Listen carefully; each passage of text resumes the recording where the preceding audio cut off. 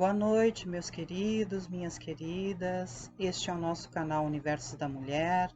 Aqui é a sua amiga Anita Castro e nós estamos começando mais um Evangelho no Lar. Lembre-se de ter consigo uma jarra ou garrafa de água para que seja fluidificada ao longo do nosso culto do Evangelho no Lar e posteriormente bebida por você e por sua família, ou se você estiver só aí, você pode beber e guardar o que restar na garrafa ou na jarra para beber ou sozinho ou com sua família durante a semana. Lembre-se que na verdade nós nunca estamos sozinhos, especialmente quando nós nos reunimos através das vias aqui da internet para fazermos o Evangelho no Lar, e a espiritualidade maior sempre está conosco, e nesse momento então do Evangelho no Lar estará com certeza nos acompanhando.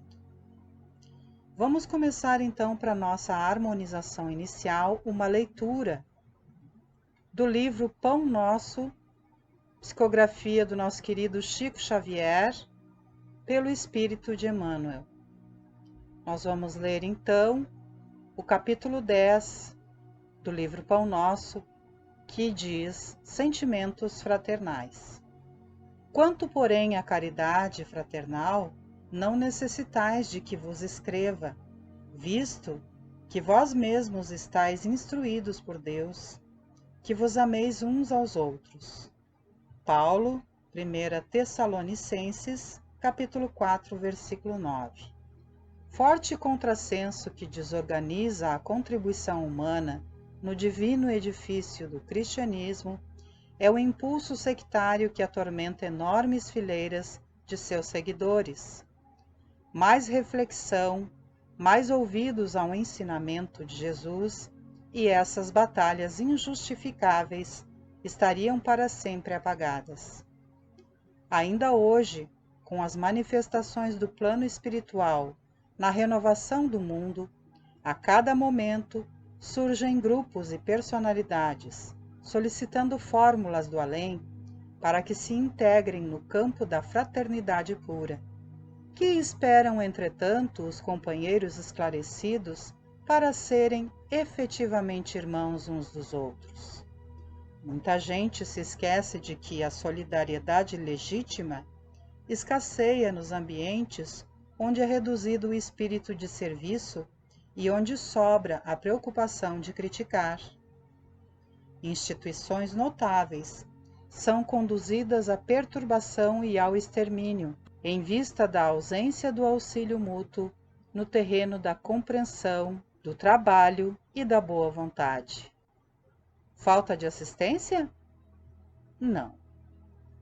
Toda obra honesta e generosa repercute nos planos mais altos, conquistando cooperadores abnegados.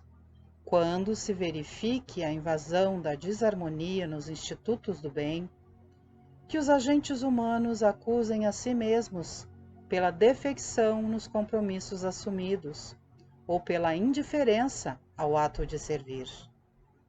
E que ninguém peça ao céu determinadas receitas de fraternidade, porque a fórmula sagrada e imutável permanece conosco no amai-vos uns aos outros. Mensagem abençoada nós recebemos aqui para a nossa harmonização inicial, não é mesmo, meus queridos? Emmanuel nos adverte que nós não necessitamos viver buscando mensagens espirituais que nos ensinem a servir uns aos outros, que nos ensinem a fazer o melhor pelas pessoas que nos rodeiam e por nós mesmos. Porque o próprio Mestre Jesus já nos ensinou que deveríamos amarmos uns aos outros, não é mesmo? Então, nós precisamos refletir mais, ouvir mais os ensinamentos de Jesus e essas buscas desenfreadas às vezes, para que manifestações do plano espiritual tragam a renovação ao mundo, elas vão cessar. Quando nós entendermos que o melhor que nós temos a fazer para que todo o bem nos chegue é que amemos uns aos outros.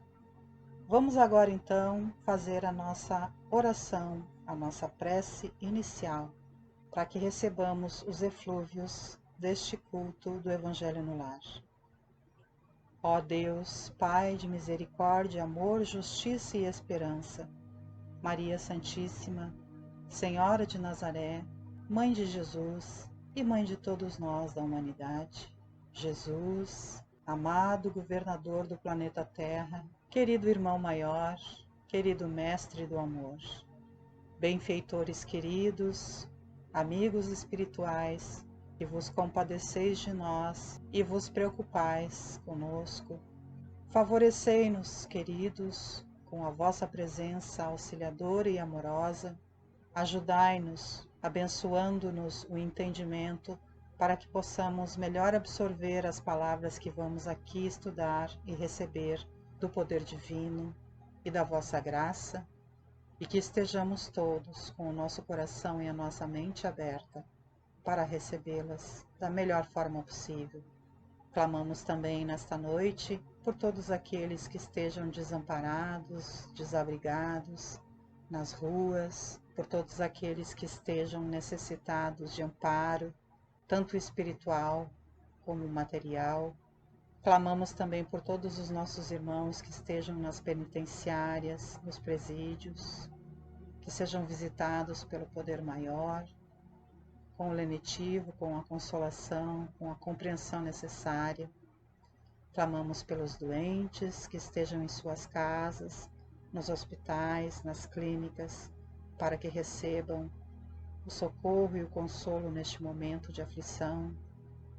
Clamamos para que haja paz no mundo, para que os governantes olhem com harmonização para as situações e possam recordar de unir os seus povos e não trazer guerra entre eles, entre nós.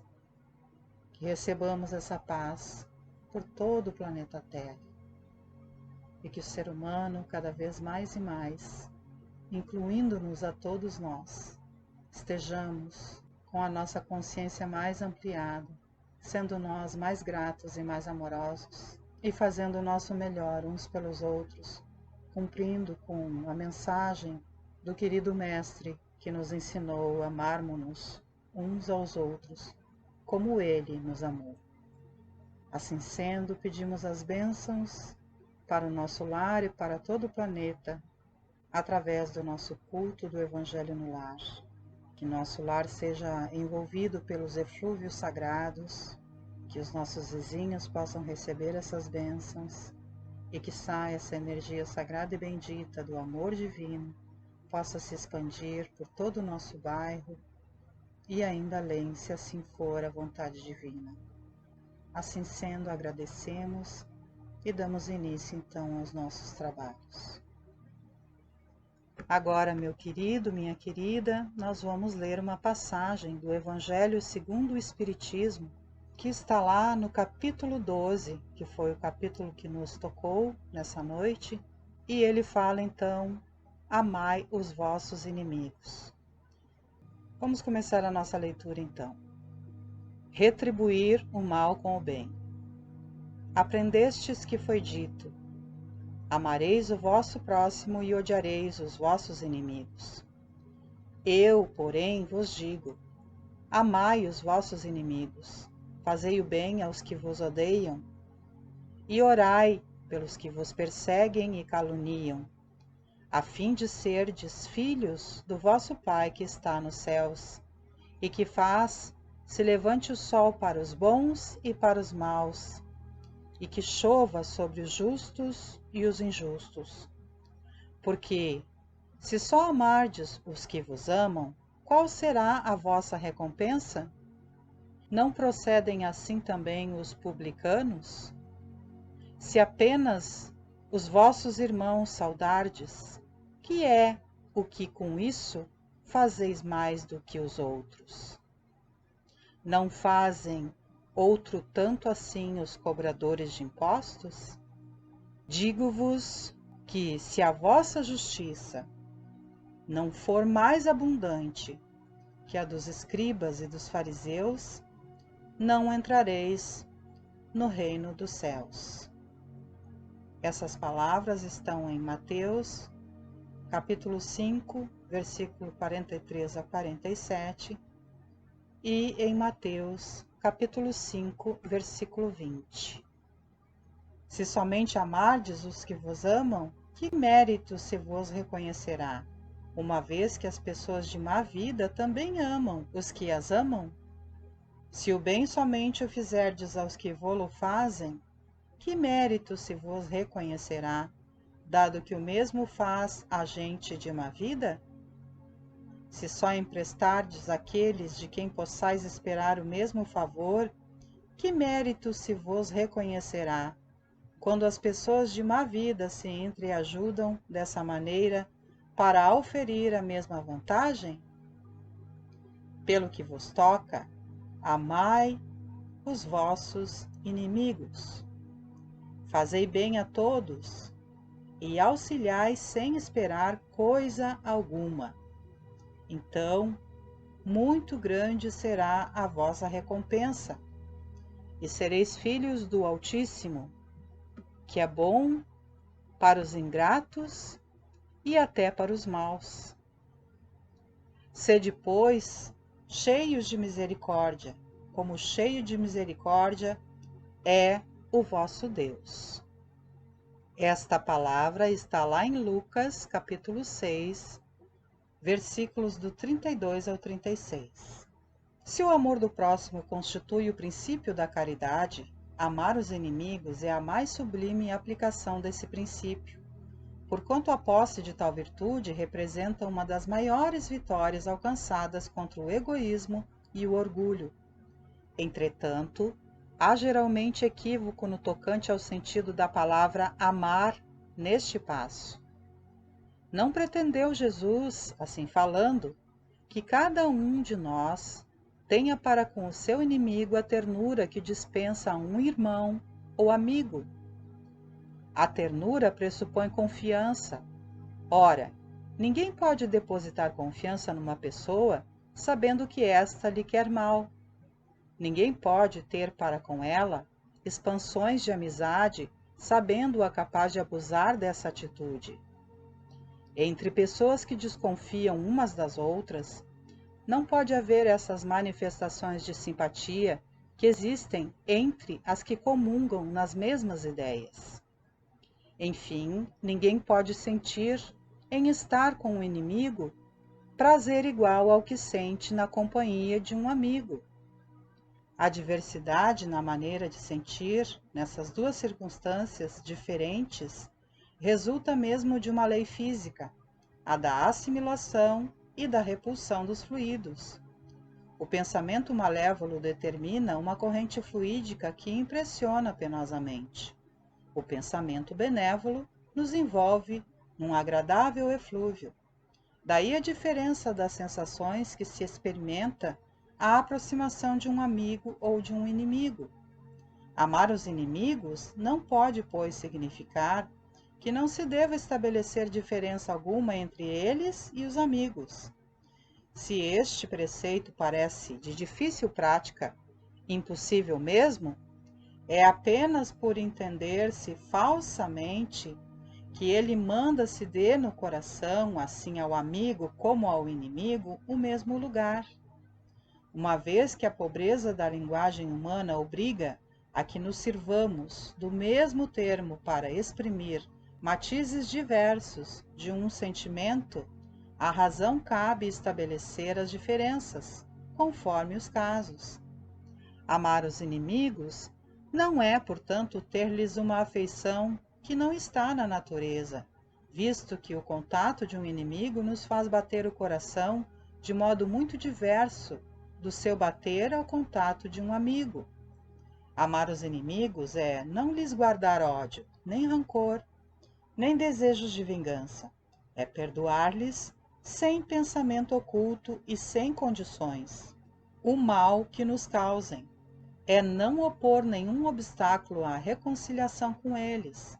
É desejar-lhes o bem e não o mal. É experimentar júbilo em vez de pesar com o bem que lhes advenha. É socorrê-los, apresentando-se ocasião. É abster-se, quer por palavras, quer por atos, de tudo o que os possa prejudicar. É finalmente retribuir-lhes sempre o mal com o bem, sem a intenção de os humilhar. Quem assim procede preenche as condições do mandamento: amai os vossos inimigos. Amar os inimigos é, para o incrédulo, um contrassenso. Aquele para quem a vida presente é tudo, vê no seu inimigo um ser nocivo, que lhe perturba o repouso e do qual unicamente a morte, pensa ele, o pode livrar. Daí o desejo de vingar-se. Nenhum interesse tem em perdoar, senão para satisfazer o seu orgulho perante o mundo. Em certos casos, perdoar lhe parece mesmo uma fraqueza indigna de si. Se não se vingar, nem por isso deixará de conservar rancor e um secreto desejo de mal para o outro. Para o crente, e sobretudo para o espírita, muito diversa é a maneira de ver, porque suas vistas se lançam sobre o passado e sobre o futuro, entre os quais a vida atual não passa de um simples ponto. Sabe ele que pela mesma destinação da terra, deve esperar topar aí com homens maus e perversos, que as maldades com que se defronta fazem parte das provas que lhe cumpre suportar, e o elevado ponto de vista em que se coloca lhe torna menos amargas as vicissitudes, quer advenham dos homens, quer das coisas. Se não se queixa das provas, tampouco deve queixar-se dos que lhe servem de instrumento. Se em vez de se queixar, agradece a Deus o experimentá-lo, deve também agradecer a mão que lhe dá ensejo de demonstrar a sua paciência e a sua resignação. Esta ideia o dispõe naturalmente ao perdão. Sente além disso que, quanto mais generoso for, tanto mais se engrandece aos seus próprios olhos e se põe fora do alcance dos dardos do seu inimigo. O homem que no mundo ocupa elevada posição não se julga ofendido com os insultos daquele a quem considera seu inferior. O mesmo se dá com o que, no mundo moral, se eleva acima da humanidade material. Este compreende que o ódio e o rancor o aviltariam e rebaixariam. Ora, para ser superior ao seu adversário, preciso é que tenha a alma maior, mais nobre, mais generosa do que a desse último. Os inimigos desencarnados. Ainda outros motivos tem o espírita para ser indulgente com seus inimigos. Sabe ele primeiramente que a maldade não é um estado permanente dos homens, que ela decorre de uma imperfeição temporária, e que assim como a criança se corrige dos seus defeitos, o homem mau reconhecerá um dia os seus erros e se tornará bom.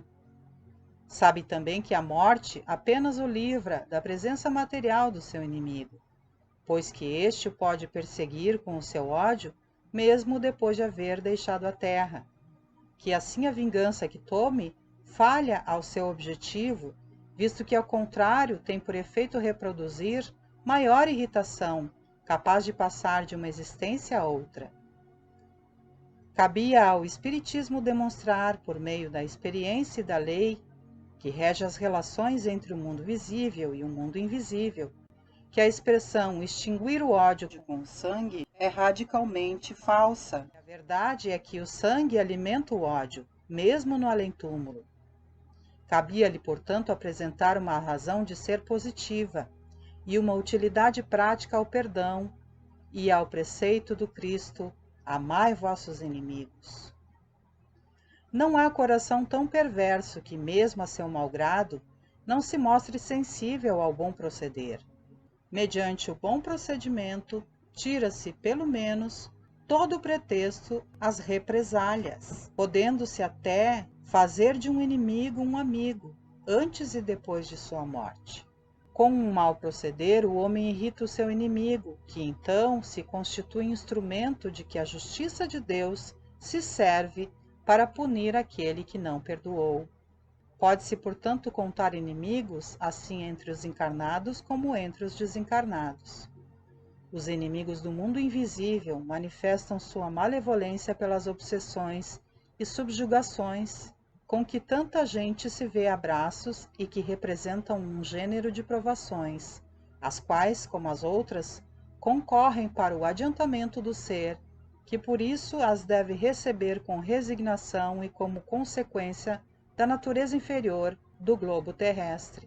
Se não houvesse homens maus na terra, não haveria espíritos maus ao seu derredor. Se, conseguintemente, se deve usar de benevolência com os inimigos encarnados, do mesmo modo se deve proceder com relação aos que se acham desencarnados. Outrora, sacrificavam-se vítimas sangrentas para aplacar os deuses infernais, que não eram senão os maus espíritos. Aos deuses infernais sucederam os demônios, que são a mesma coisa. O Espiritismo demonstra que esses demônios mais não são do que as almas dos homens perversos, que ainda se não despojaram dos instintos materiais, que ninguém logra aplacá-los senão mediante o sacrifício do ódio existente, isto é, pela caridade, que esta não tem por efeito unicamente impedi-los de praticar o mal, e sim também o de os reconduzir ao caminho do bem e de contribuir para a salvação deles.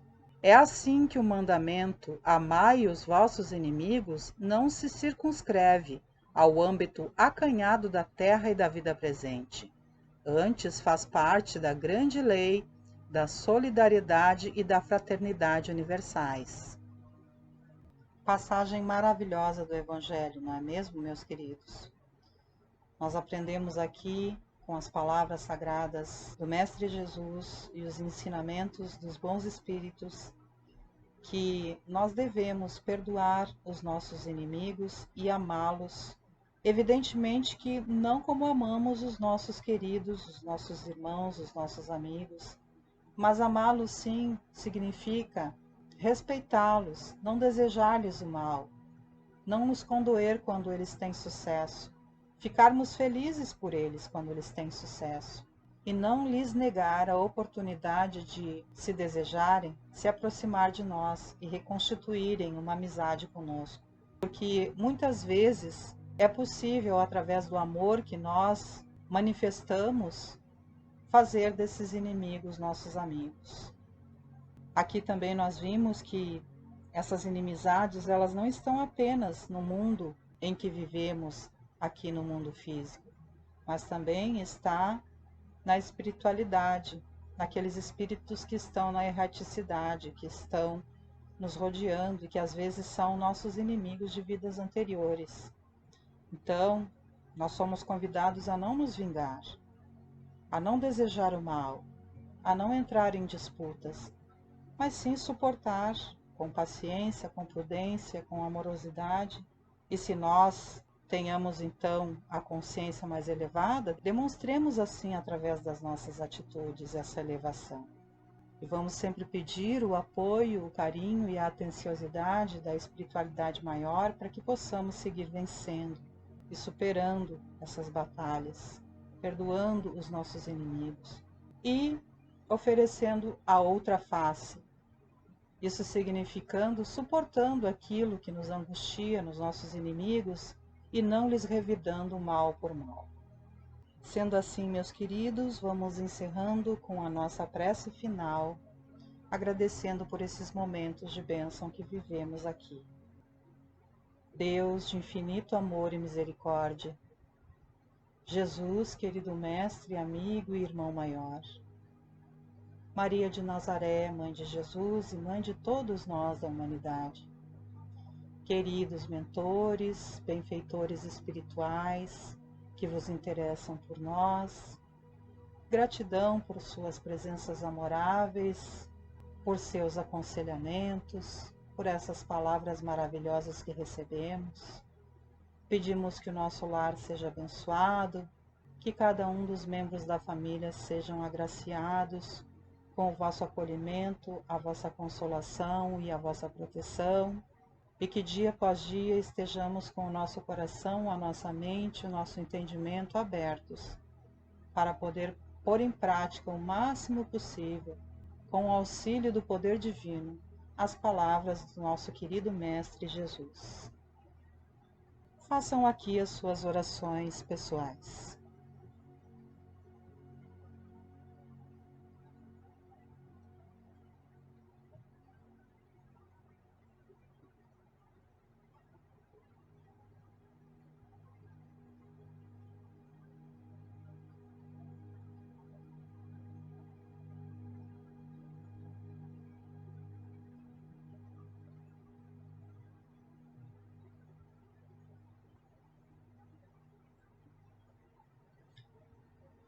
Sendo assim, agradecemos pelo poder divino, pelas graças e bênçãos que recebemos neste culto do Evangelho no Lar.